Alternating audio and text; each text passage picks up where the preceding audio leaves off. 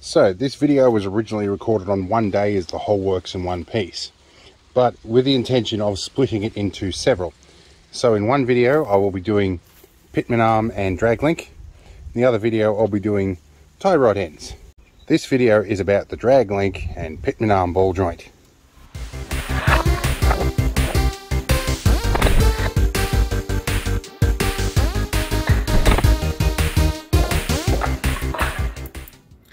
Alright, back for another video. This is not a desk job this time. Today's the day I'm going to start trying to do tie rod ends and drag links. Currently I have two tie rod ends for my 6-wheel drive Land Rover Perentie ambulance. I also have a 4x4 Land Rover Perentie GS. Both of them need all the tie rod ends and all the drag links done. I am expecting parts to arrive today, but I have two tie rod ends to start with. Now I've been out and bought a couple of things like a tie rod separator, which is what you want to use instead of a hammer. Just trust me, use one of these things.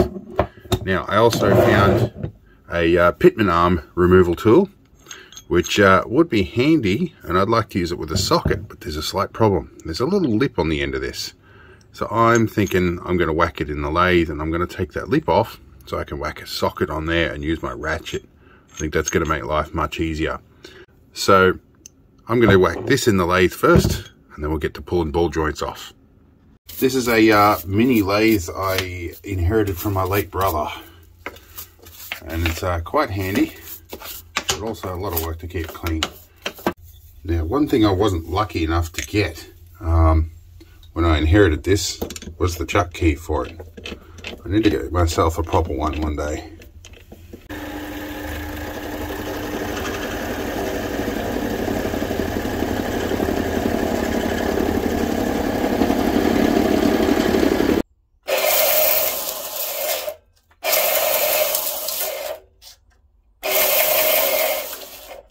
So I had a scrounge through my Land Rover kit and I found an 18mm.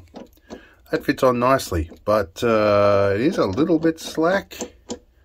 I think this might be an Imperial bolt head. Alright, let's whack our bolt back in. So I just got a text message telling me that my additional parts are on board with the driver for delivery today. And it's about 8 o'clock in the morning and I haven't had breakfast. So I'm going to sit on my ass and wait for stuff to show up, because I really want to change the drag link first rather than the tie rod ends. 2 hours later. So my patience paid off. The delivery arrived. Now these are the two ball joints I have currently, and they have grease nipples in them, and rumour is that they last forever provided you keep them greased up. So I appreciate those. However, these 4 ball joints here do not have grease nipples, but I think they should at least be safer than what's on there. If we open these up, they've got a nice little covering shroud in them to protect the thread and the end of the ball joint. They've got your fresh nut washer and split pin, which is good. Now I have, and this is something I had to research, I have 2 drag links to do. Now one end of the drag link uses a right hand threaded ball joint. So that is for two separate ends of 2 separate drag links, because I have 2 Land Rovers, 6x6 and a 4x4. I have 2 master cylinders, clutch master cylinders, because I'm pretty sure they're both shot, although especially the ambulance. Now I have a right hand and a left hand threaded ball joint, tie rod end, so they're going to do the tie rod, probably on the 4x4. And because I couldn't figure out what the splines were on the pitman arm, I just got a ball joint rebuild kit for the drag link on the end of the pitman arm, which will be good, and combine that with that tool and that tool. I have everything I need, and I've even ground the end off that, so we should be right to go. 1 hour later. Alright, well, today's the day. We're going to rip them off. The spiders have apparently gone ballistic on this thing. We'll figure that out later. I'm back on the GoPro. The audio may be different. It's also spring, so everybody's mowing their grass, so you'll hear that in the background too. Not much I can do. Let's get under here.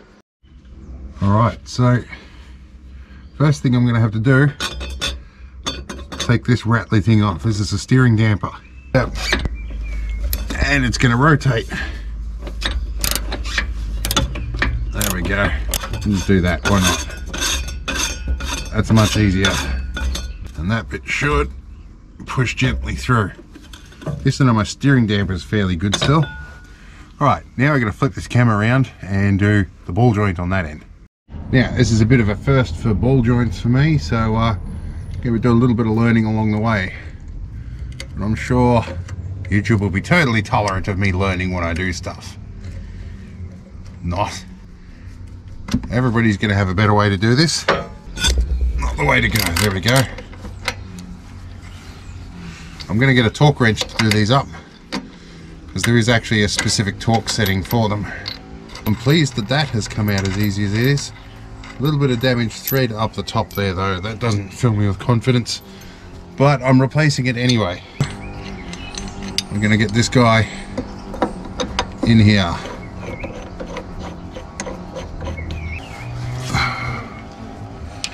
Alright.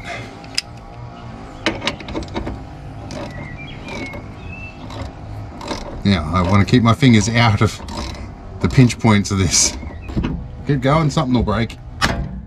There we go. I think that might have got it. Yep. Oh, beautiful. That is so much easier than doing it the hard way. The progress that can be made by swearing at stuff. I'm almost there. I need to swear at it more. Alright, this one called for some German and Gaelic swear words, but anyway, we got it. Okay. Oh, that one was loose too. Wow. Okay, this was definitely shot. Alright, we've had to move the camera out of the way because it was in the way. Yeah, I think we'll make it. There we go.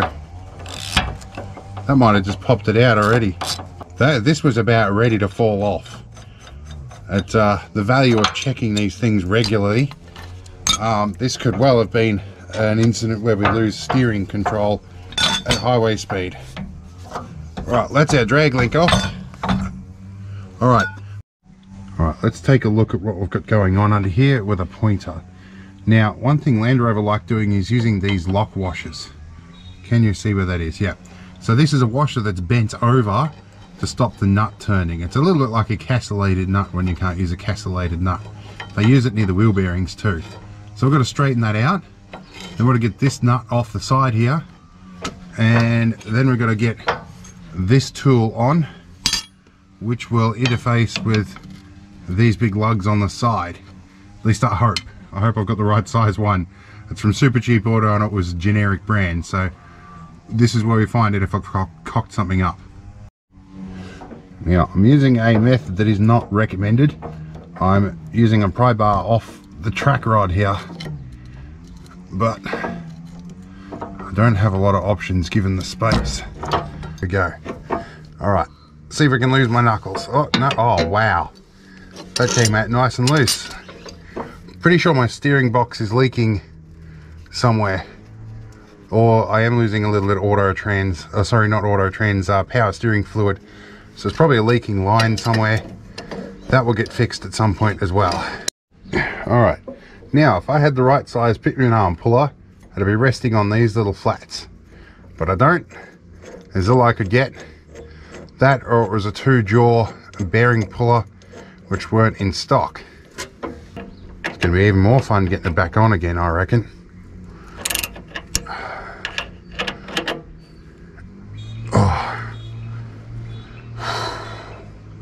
I'm almost at this point thinking, now that I've cleared up all this space, I might be able to actually do this ball joint in situ rather than pull that pitman arm off, because that pitman arm does not look like it wants to come off. Okay, we've decided we're going to do this in situ, and I'll have to put the nut back on that before I go. But I'm going to grab our circlip pliers here, and I don't know if I'm going to be able to get this circlip out with these pliers. They kind of go the wrong way. I'm going to get really lucky today by the looks. How about that? That's amazing that actually happened that way. All right, this is looking like it could work. All right, where are we? Yep, now there's a spring under here. There's our circlip. The spring under this cap that should hopefully pop that cap out. There we go. So we have bottom cap, spring, and there should be a bottom cup in there with a hole in it. We can pull out, and there comes our main ball joint, which is shagged to the max. Well, there's already oil there, so fuck it, it can go there. So now we need to get that top boot off and that little bit. So there that comes. The only thing we've got to get out now is the top cup. I'm probably going to need a G-clamp for that. And wow, that grease is horrible. And this ball joint was slopping around, and I can't even think of a good analogy for that that's appropriately humorous. So yeah, anyway, we've got the refurb kit. We can put all that back in, but I need a G-clamp to push the top cup out of here. All right, just had a quick emu bob and rounded up all the nuts and bolts so I don't lose them, and old ball joint bits. But for record, this is a new ball joint. You can't move it. Try as you might, you can't swing it round. That's a good one. Well, I tell a lie, I have moved it a tiny bit, but you got to try really hard. It's not slopping around loose like that. All right, while we're waiting for bearing clamps to show up, we're going to work on the drag link. But again, we're a bit knackered. So I'm going to need an 11mm ratchet spanner for this. Get these off. 10, 11. Loosen up these two.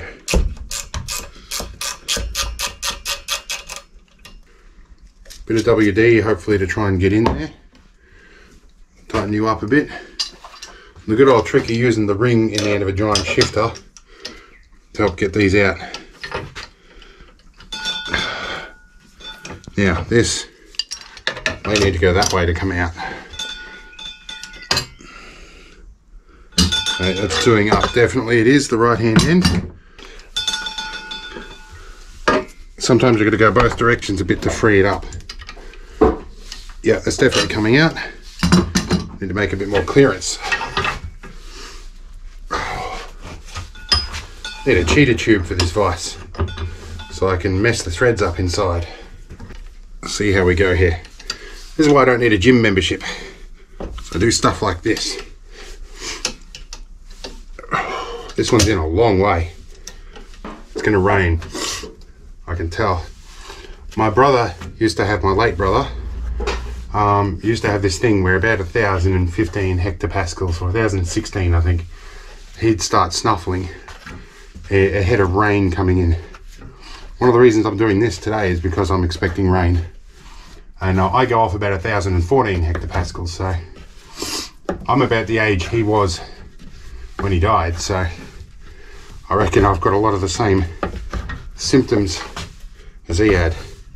I might just about squeeze that out. Got a big hunk of grease in there. I had grease in the middle of the shaft there. Alright, we're using a ball joint on this one that doesn't have a grease nipple, just simply because at short notice I couldn't get any. So I managed to find these ones with pre-applied grease that is not replaceable, although I'm sure if you pulled the boot back and mucked around you could probably do it. But let's do that. There's probably anti-seize that's in there, to be honest. Yep, definitely the right one. Got to shift our vise around a little bit and make a bit more headroom in here. There we go. So this one's got to go pretty much all the way up. Eventually. So, worth doing this right. Now this one was way up, like with about 3 threads in here. So we'll sit it somewhere about that with a little bit of extra room for adjustment. And again, we'll leave this loose because we're going to need to adjust this. But we're going to put our drag link back in on this end while we're still waiting for something to push the bottom cup out of the main ball joint. stick our washer on. The other two ball joints I used didn't come with washers. I wonder if it was just an oversight somewhere. And we'll put the steering damper back in, and then we can rebuild the joint on the other end. We'll do this up firmly. We'll do it up with a torque wrench when we get a torque wrench, and do it up properly, and then we'll put the split pin in. One of the reasons I left that ball joint adjustment loose, so that I could spin this around if I needed to. Alright, now we need to expand this slowly. One of the rubber bits has got to go on here first. One of the rubber bushes. Push this up, put you on, and do that up loosely. And we'll worry about the lock nut later. Alright, so this leaves us in a nice spot where I can maneuver this in and out if I need to get on top of that drop arm. So one thing I am going to do after all this is get the tyres rotated. These used to have a nice little step on the side of them. It's pretty much worn away. They do feel like slightly over pressure, and I am running these at 60 psi. They've got tubes in them, but yeah, I'm going to get some advice on tyre pressure and that, and I'll get this properly aligned. But yeah, these tyres don't look great, and I think it's been scrubbing for quite a while, which would really be in keeping with these tie rod ends. Alright, so I've had the torque wrench on this one, and just so people don't freak out that I might have forgotten it, I'm going to put our split pin on. I'm going to go around like that. So I had a stroke of genius. The pitman arm remover might be able to work as a clamp to push this down. See how this goes. So of all things, the head on this seems to be 11/16. So everything else is metric. See if we can push this out this way. Hopefully this works. Alright, we're getting loose. We can't have much more to go. Oh, it all just fell through. Ha! There we go. There's our top cap. And it is pitted to hell. Alright. Nifty tool, I'm keeping this around. Alright, now ultimately I'd like to wash all this out, but that's going to be kind of difficult in its present position. That's why I wanted to take it off in the first place. So we're using a clean workshop rag here, a nice white cotton rag, and just using successive clean bits of it to try and clean out that lip and that entire area as best we can. I found a socket here. This is a 19mm impact socket. Slides in and out nicely. It's very close to the size of our top cup. So what we're going to do now, I've worked out how I can get this in here. You'll see in a minute. But I'm on 28% battery, so I'm going to be a little bit careful about how I do stuff. We're going to squeeze a bit of grease onto this, and this looks like molly grease, and we'll just get a little bit of that on there for the moment. We'll add more later, and hopefully the grease can kind of stick it in here. Okay, that should hold in. Get it seated first with a rubber mallet, just till we feel it go firm. That feels firm to me. I think it's already in there. I think it's in a good spot. Alright, I'm just checking with my fingers. I don't feel any gap at the top. I think that's definitely seated properly. Alright, we're looking good. Now, I suspect there's a little threaded hole in the bottom of the ball joint, so you can put a screw through to hold things together. But we're going to do this a little differently. The O-ring should probably go in after the bottom cup, but it's going to be difficult the way I want to do things. Oh, grease is making things slippery. I didn't know it did that. Alright, there we go. All of this. Okay, that can stay in there. Now the tricky bit is going to come when I've got to put this bottom cup on. I've also got to get this spring under it, and then this cap, and then a circlip. So it's going to get tricky in a minute. Alright, I've got the bottom cup, the spring, and the bottom plate, and the O-ring all in there. I'm just going to push this in far enough that I can get the circlip in. This should allow me to get the circlip past this if I'm lucky. Yep. Alright, it's almost in. The tricky bit I had to do off camera. Ha! We're in, we're done. Now for the dirty job. Take this stuff off and squish all of this stuff on here. All of this, we want a whole heap of this in here. Boot goes on. Let's wipe my fingers. This is like trying to get my kid ready for school in the morning. Doesn't really want to do it. Alright, we're almost there. This little spring bit's got to go on, and you work it round with your finger. And I use the split pin to get it going. As long as you can keep it going all the way around, you can get it on. There you go. Alright, circlip pliers to the rescue. See if I can get this on now. Alright, I think we're looking like we're done. That feels pretty good. Yep, there's definitely some grease in there. Let's pull everything across and lift up our arm. Slide back across again. Drop back on. Washer. There you go. Hopefully I haven't lost the split pin, but I've got a big box full of them. Alright, torque wrench time. Set to 40 foot-pounds. Alright. Alright, we're pretty well done. I'll whack this guy through and we'll spin it around and bend it over. In fact, in this position, I'm going to go over the top. Okay. There we go.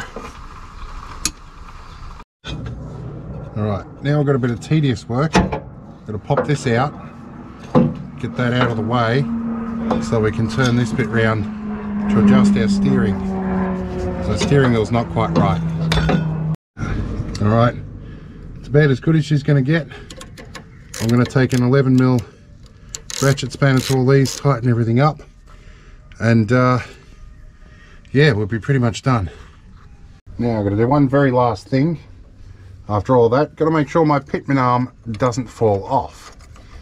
Okay, so the GoPro went flat halfway through tightening up the nut on the pitman arm, but it's on and that washer's bent over. So we're going to take it for a test drive soon. We're pretty much central here. So yeah, see how we go. Well, I just went to run the GoPro Hero 9 off battery and it's complaining the SD card's full. I'm going to take it for a test drive and then I'll relay what's going on to you guys after it. Alright, I'm sitting waiting for the apprentice. I took it for a short test drive. The steering is definitely lighter and the steering wheel being in the center is nice. It still pulls a little to the left, so I probably don't have the alignment perfect. And there's probably some bushes that are a bit knackered in there somewhere too. But I'm much closer than I was. So at this point it shouldn't be a huge issue to get somebody professional to adjust the tie, or the tie rod. Anyway, I got some party pies in here warming up for the apprentice, and some squeezy sauces. She'll be happy when we pick her up. Alright, we're back from the apprentice pickup, and we've done quite a bit of driving. It's definitely lighter on the steering. It is still pulling to the left slightly. Not entirely a bad thing. Most guys that will do a wheel alignment will try and set it up to drift off the road if you fall asleep, rather than into oncoming traffic. I really don't like either of those situations, so I'd rather have it nicely aligned, but we'll get there. But I think I'm going to have to go to somebody that's got the correct equipment for that. But so far, it looks like it's been a pretty successful change.